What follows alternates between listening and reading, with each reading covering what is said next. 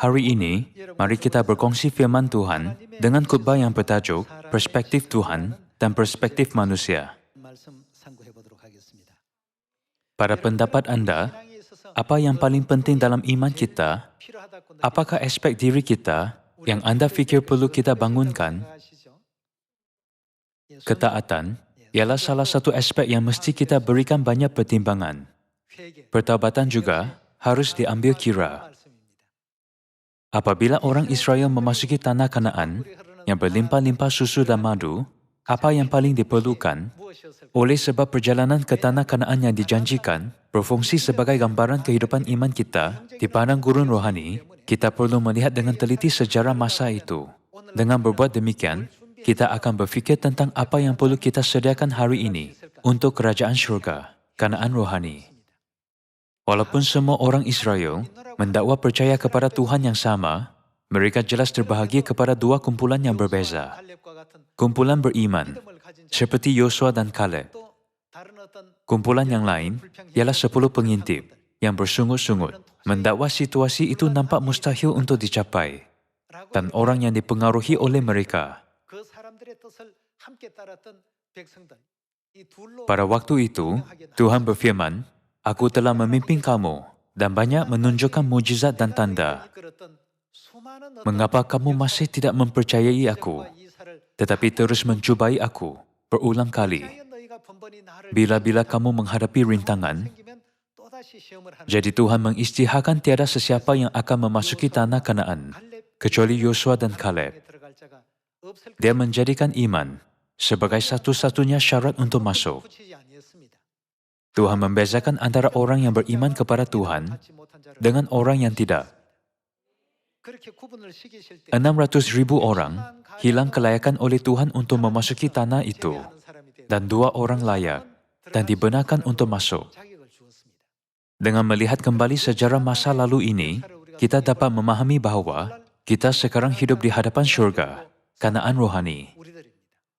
Dalam kehidupan seharian kita, ada banyak faktor yang mengakis roh kita dan melemahkan iman kita. Banyak faktor ini menyebabkan warna iman kita menjadi pudar. Ini berlaku apabila kerisauan hidup kita yang ditambah dengan kecenderungan kita untuk bersandar pada hal-hal dunia dan bukannya kehendak Tuhan telah menyebabkan sebahagian orang melupakan tujuan utama kita yang sebab kita diusir ke bumi dari syurga, tanah air kita. Dari perspektif rohani, kita telah melakukan dosa di syurga. Tuhan menyediakan kemah tubuh kita untuk memberi kita peluang untuk bertaubat semasa hidup di bumi untuk jangka masa yang terhad. Hari ini, melalui perspektif Tuhan dan perspektif manusia, mari kita memahami sebab untuk peristiwa itu dan bagaimana kita dapat memiliki iman yang melebihi had dimensi kita sekarang dengan melihat buku Ibrani, bab 11 ayat 6. Tetapi tanpa iman tidak mungkin orang berkenan kepada Tuhan, sebab barang siapa berpaling kepada Tuhan, ia harus percaya bahawa Tuhan ada dan bahawa Tuhan memberi upah kepada orang yang sungguh-sungguh mencari Dia. Karena iman, maka Nuh, dengan petunjuk Tuhan tentang sesuatu yang belum kelihatan, dengan taat mempersiapkan batera untuk menyelamatkan keluarganya. Dan karena iman itu, ia menghukum dunia, dan ia ditentukan untuk menerima kebenaran sesuai dengan imannya. Mari kita sambung dengan ayat 35. Ibu-ibu telah menerima kembali orang-orangnya yang telah mati, sebab dibangkitkan, tetapi orang-orang lain membiarkan dirinya disiksa, dan tidak mau menerima pembebasan, supaya mereka beroleh kebangkitan yang lebih baik. Ini menunjukkan bagaimana nenek moyang iman berjalan di jalan iman, dengan iman yang luar biasa kepada Tuhan. Mari kita lihat ayat 36. Ada pula yang diejek dan didera, bahkan yang dibelenggu dan dipenjarakan. Mereka dilempari, digergaji, dibunuh dengan pedang. Mereka mengembara dengan berpakaian kulit domba dan kulit kambing, sambil menderita kekurangan, kesesakan, dan siksaan. Dunia ini tidak layak bagi mereka. Mereka mengembara di padang gurun dan di pegunungan, dalam goa-goa dan celah-celah gunung. sekalipun iman mereka telah memberikan kepada mereka suatu kesaksian. Saudara-saudari, mulai sekarang, kita perlu memahami definisi iman yang benar. Tidak mudah untuk membentuk sesuatu yang tidak kelihatan dan abstrak menjadi sesuatu yang nyata. Secara ringkasnya, iman bermaksud mempunyai perspektif yang sama dengan Tuhan. Jika kita terus bertanya kepada diri kita dalam hati, bagaimana Tuhan melihat hal ini, inilah yang boleh dianggap mempunyai iman. Fikirkan kota Yeriko. Dari perspektif Tuhan, itu seolah-olah tiada apa-apa. Namun bagi orang Israel, mereka menganggap diri mereka seperti belalang dan orang Kanaan seperti raksasa. Mereka berfikir jurangnya terlalu besar. Walaupun bertempur, hasilnya jelas. Inilah contoh perspektif manusia. Di dalam dunia semut, antara mereka ada yang lebih kuat daripada yang lain. Semut yang lebih lemah mungkin berfikir, semut yang kuat sangat menakutkan. Kita akan timpa masalah besar jika kita cuba menentang mereka. Namun, daripada perspektif manusia, walaupun ada yang lebih kuat, ada yang lebih pintar, atau lebih baik daripada yang lain, bagi kita, semuanya tidak penting. Dalam mata Tuhan, Yeriko sama sekali bukan satu cabaran. Namun, dalam perspektif orang Israel yang tidak mempercayai Tuhan, Yeriko kelihatan seperti kubu yang tidak dapat dihancurkan. Ini menyebabkan mereka bersungguh-sungguh terhadap Tuhan, berkata, kami semua mungkin mati semasa cuba menawan Yeriko. Semua ini berlaku kerana Musa dan Harun membawa kami ke padang gurun, supaya kami semua mati. Inilah sebabnya kami benci dia, yang memerintahkan dia untuk bawa kami ke sini. Semua ini menyebabkan orang Israel berseru yang tidak beriman ini. Kalian semua, kita sekarang hidup pada zaman yang kita berdiri tepat-tepat di hadapan tanah Kanaan. Di dalam buku 1 Petrus bab 5, Tuhan mengajar kita untuk melawan si iblis. Jika kita melawan si iblis dengan iman yang teguh, dia tidak akan berdaya melawan kita. Kita tidak patut melihat perkara daripada perspektif manusia, tetapi daripada perspektif Tuhan. Apabila kita melihat firman Tuhan dengan iman seperti itu, tiada apa-apa yang kita tidak boleh capai. Tuhan berkata, lawanlah syaitan dengan iman yang teguh. Jadi, apa hasilnya menentang syaitan? Syaitan akan berundur sendiri. Jika kita tidak berdiri teguh dalam iman kita, kita hanya akan berasa semakin takut. Akhirnya, musuh kita akan kelihatan lebih kuat dan lebih menakutkan. Inilah sebabnya Anda dan saya mesti ada perspektif Tuhan semasa hidup pada zaman ramalan Tuhan ini. Inilah babak yang 10 daripada 12 pengintip yang menerokai tanah Kanaan berkata kepada orang, kita kelihatan seperti belalang dan orang enak yang ada di sana sangat kuat dan besar. Kita juga melihat keturunan orang raksasa di sana. Apabila mendengar kenyataan itu, mereka sudah mula muak dengannya. Minda mereka dikawal oleh perspektif manusia dan bukannya Tuhan. Disebabkan ini, keberanian mereka lenyap. Sekiranya perspektif manusia mengawal minda, mereka akan kehilangan semua iman.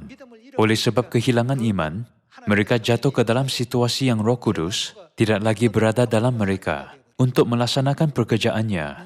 Mari kita lihat buku Bilangan, bab 14 ayat 1. Lalu segenap umat itu mengeluarkan suara nyaring, dan bangsa itu menangis pada malam itu. Bersungut-sungutlah semua orang Israel kepada Musa dan Harun, dan segenap umat itu berkata kepada mereka, sekiranya kami mati di tanah Mesir, atau di padang gurun ini, mengapakah Tuhan membawa kami ke negeri ini, supaya kami tewas oleh pedang?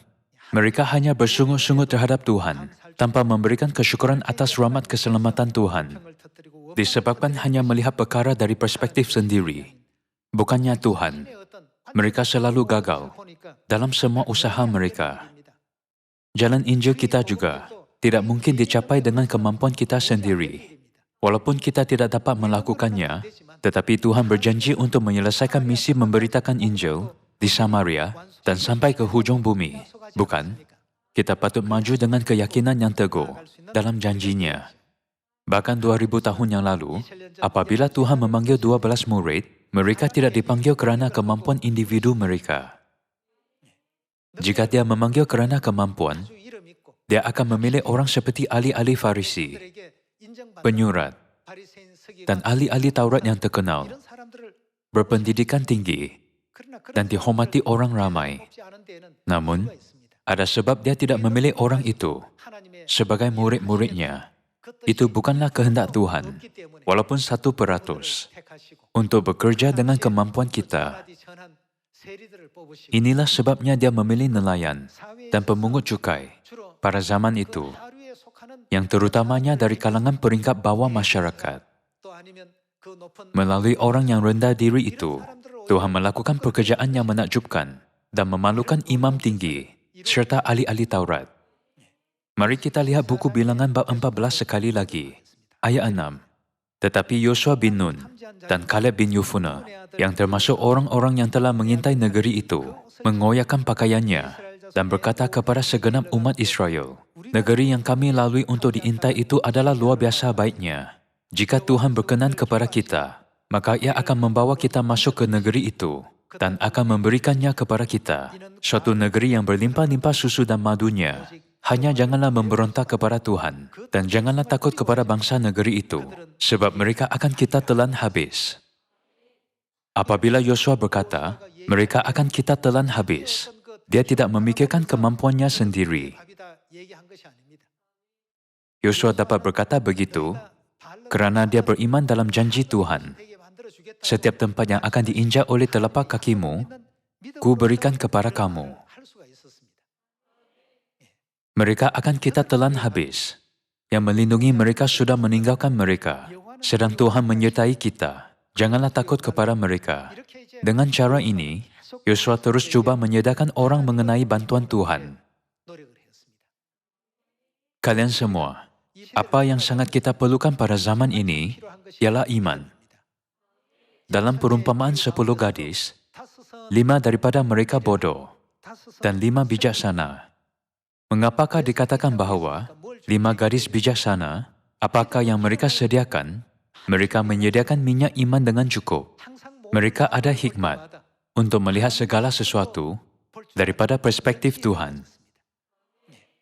Bagaimana jika Syadrak, Mishak, dan Abednego putus semangat di hadapan raja?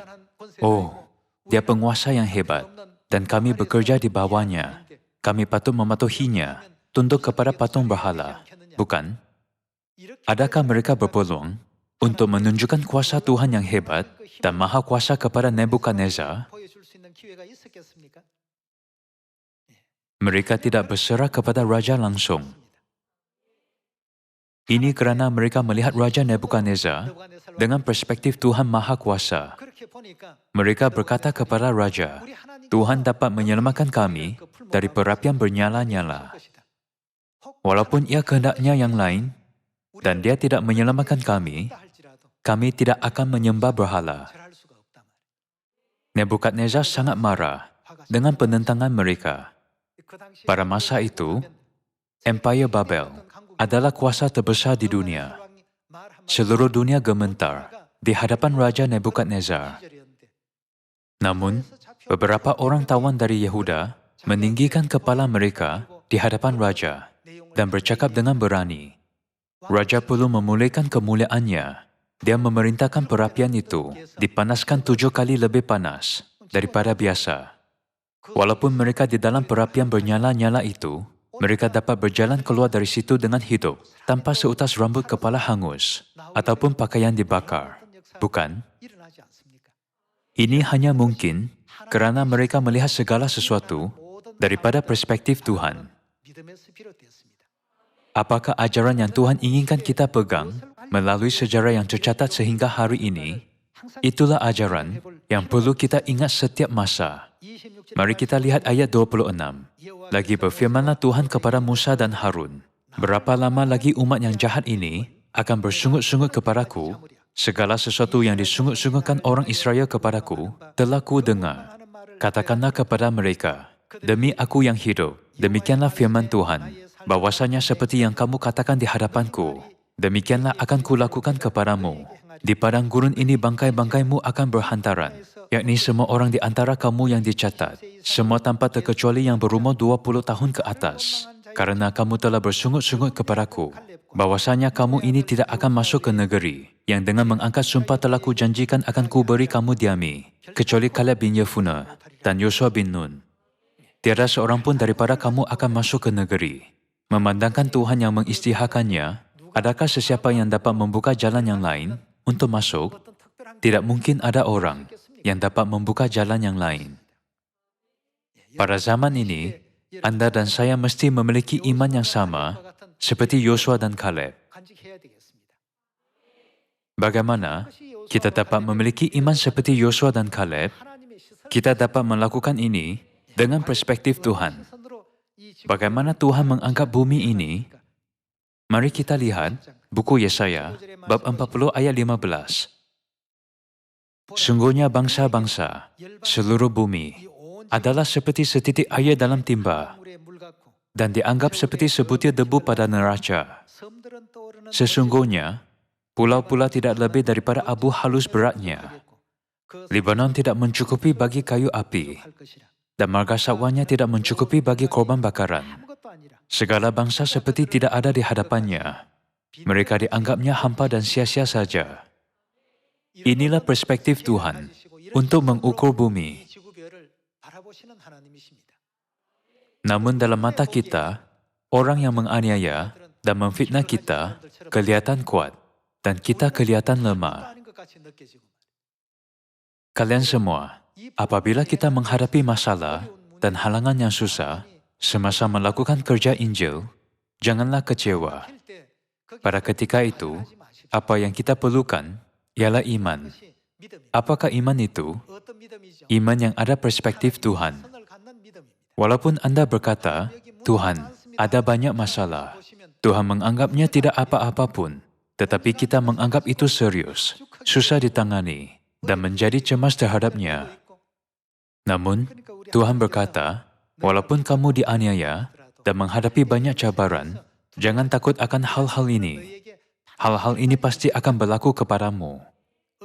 Dengarkanlah aku, hai kamu yang mengetahui apa yang benar. Hai bangsa yang menyimpan pengajaranku dalam hatimu, janganlah takut diaibkan oleh manusia, dan janganlah terkejut dinista oleh mereka. Maksudnya, Tuhan memberitahu kita bahwa ini semula jadi bahwa berlaku kepada kita. Jadi janganlah berasa kecewa dan berputus asa. Kita ada fikiran seperti Yosua dan Kaleb. Tuhan telah memberi kita misi untuk menawan tanah Kanaan. Dia tidak pernah memberi kami misi untuk berputus asa. Jadi mengapa kamu tidak mempercayai firman-Nya dan berputus asa untuk memasuki tanah itu? Kita mesti maju. Sekaranglah masa ketika kita memerlukan iman seperti itu. Mari kita lihat buku Matius, bab 24 ayat 13. Tetapi orang yang bertahan sampai pada kesudahannya akan selamat.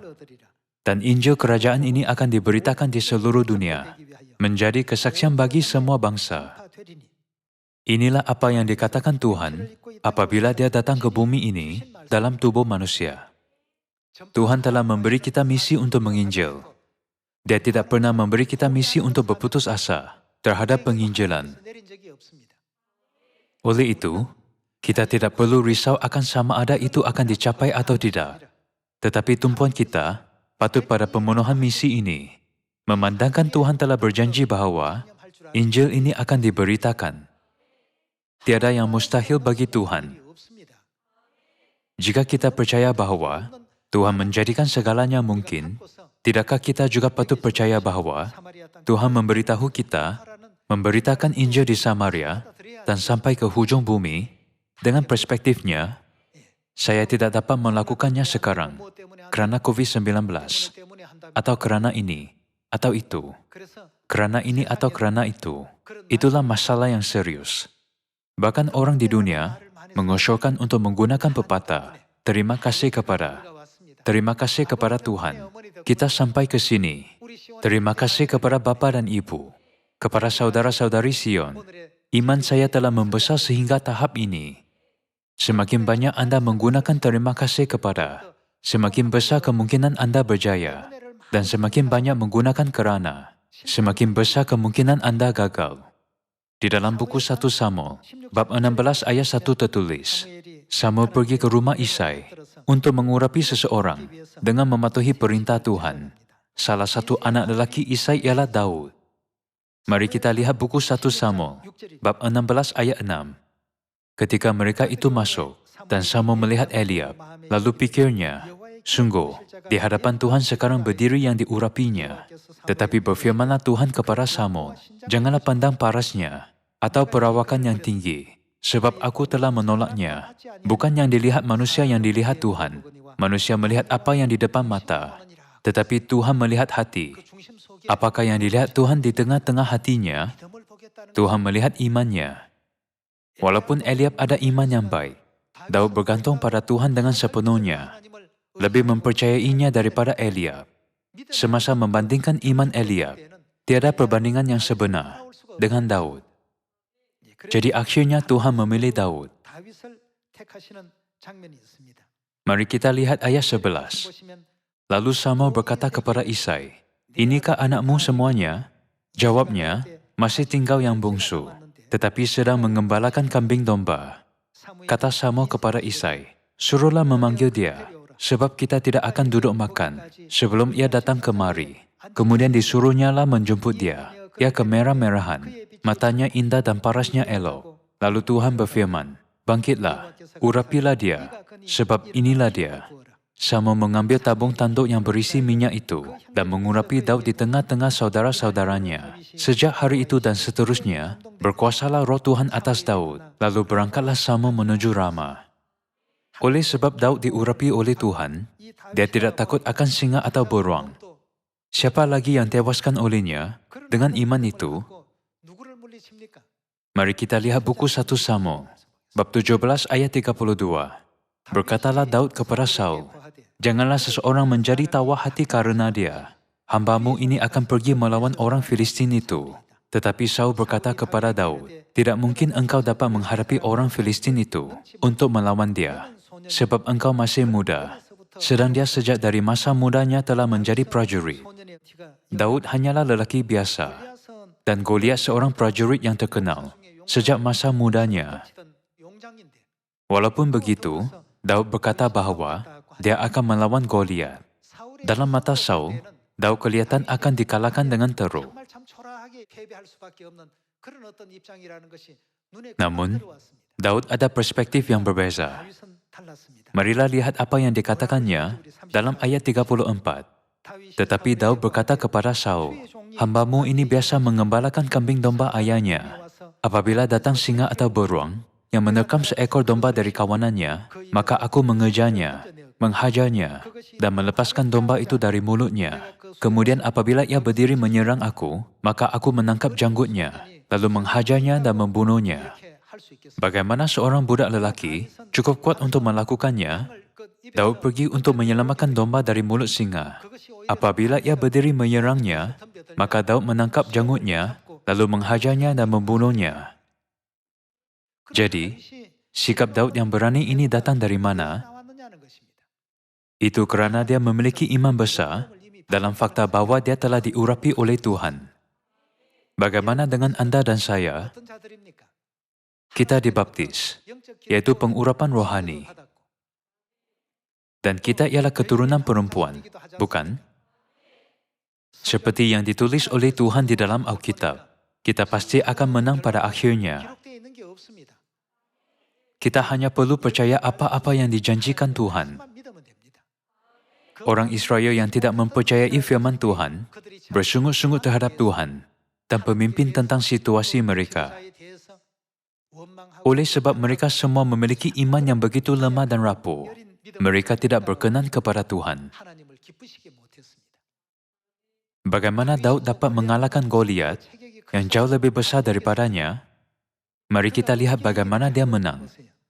Ayat 43. Orang Filistin itu berkata kepada Daud, anjingkah aku Maka engkau mendatangi aku dengan tongkat, lalu demi para tuhannya orang Filistin itu mengutuki Daud. Pula orang Filistin itu berkata kepada Daud, hadapilah aku, maka aku akan memberikan dagingmu kepada burung-burung di udara dan kepada binatang-binatang di padang. Tetapi Daud berkata kepada orang Filistin itu, engkau mendatangi aku dengan pedang dan tombak dan lembing. Tetapi aku mendatangi engkau dengan nama Tuhan semesta alam, Tuhan segala barisan Israel yang kau tantang itu. Kalian semua, Daud memiliki iman seperti itu kerana dia sangat percaya dengan fakta bahawa dia diurapi oleh Tuhan. Anda dan saya juga patut memiliki iman seperti ini. Kita ialah keturunan perempuan itu yang lain. Yakinlah bahawa setiap langkahmu semasa memberitakan Injil di Samaria dan sampai ke hujung bumi, aku pasti akan bersamamu. Walaupun kita difitnah, dianiaya, dan mengalami pelbagai situasi yang tidak baik, kita mesti teruskan kerja Injil penuh dengan iman. Bagaimana jika kita berhenti menginjil kerana pemfitnaan sebilangan orang? Saya tidak pernah mengalami suasana ini, jadi saya akan berputus asa. Tuhan tidak pernah memberi kita misi untuk berputus asa. Dia berjanji, aku akan bersamamu hingga ke akhir. Tuhan telah memberi kita janji ini, jadi kita tidak boleh kehilangan iman kita kepadanya. Mari kita lihat ayat 46. Hari ini juga Tuhan akan menyerahkan engkau ke dalam tanganku, dan aku akan mengalahkan engkau, dan memenggal kepalamu dari tubuhmu.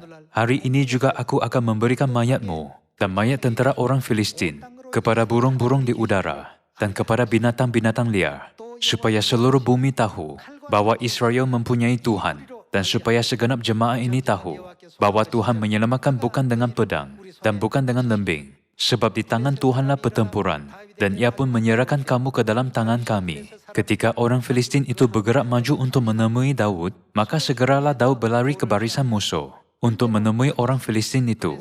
Lalu Daud memasukkan tangannya dalam kantungnya, diambilnyalah sebuah batu dari dalamnya, diumbannya. Maka kenalah dahi orang Filistin itu, sehingga batu itu terbenam ke dalam dahinya, dan terjerumuslah ia dengan mukanya ke tanah. Bahkan 1% taktik Goliat pun tidak mempengaruhi pertempuran. Itulah sia-sia terhadap orang yang memusahkan iman kepada Tuhan. Tiada senjata yang dapat membahayakan Daud, tidak kira betapa besarnya senjata itu. Kita tidak boleh lupa walaupun sesaat, bahawa semua situasi akan dilaksanakan dengan cara ini, untuk orang yang beriman kepada Tuhan.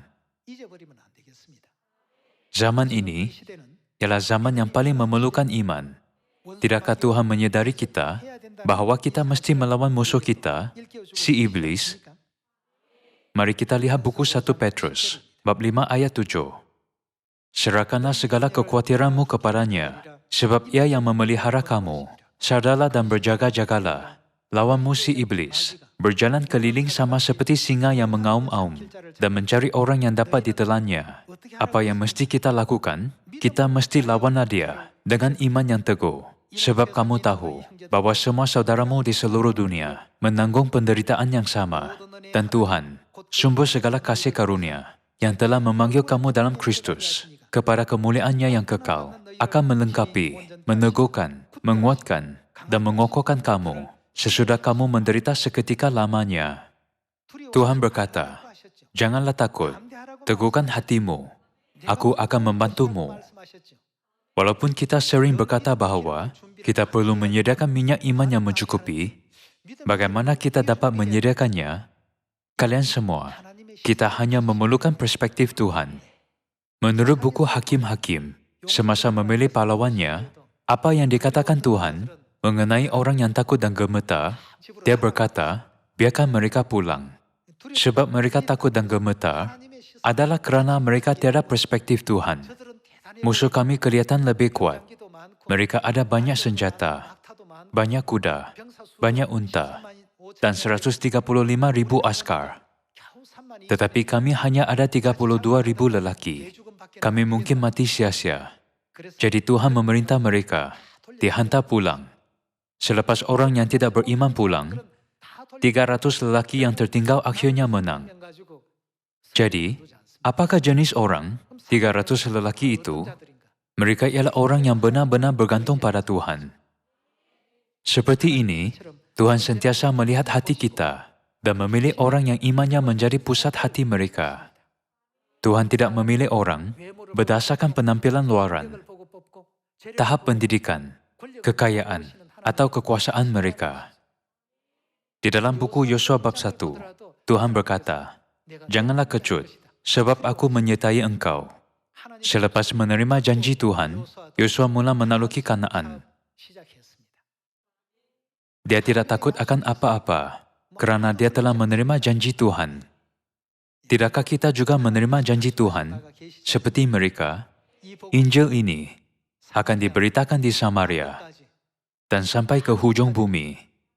Apa yang tertulis di dalam buku Matius bab 28, "Karena itu pergilah, jadikanlah semua bangsa muridku, dan baptislah mereka dalam nama Bapa dan Anak dan Roh Kudus." Oleh sebab inilah misi yang telah kita terima. Kita patut melaksanakannya dengan sewajarnya. Tuhan memberikan kuasa kepada mereka yang menerima misi ini. Dia memberi mereka hikmat dan iman seperti Daud. Berharap agar semua saudara-saudari di Sion akan disedarkan dan membangkit semula untuk memancarkan cahaya Yerusalem dan kebenaran Bapa dengan kuat. Saya ingin tamatkan khotbah hari ini. Sekian, terima kasih.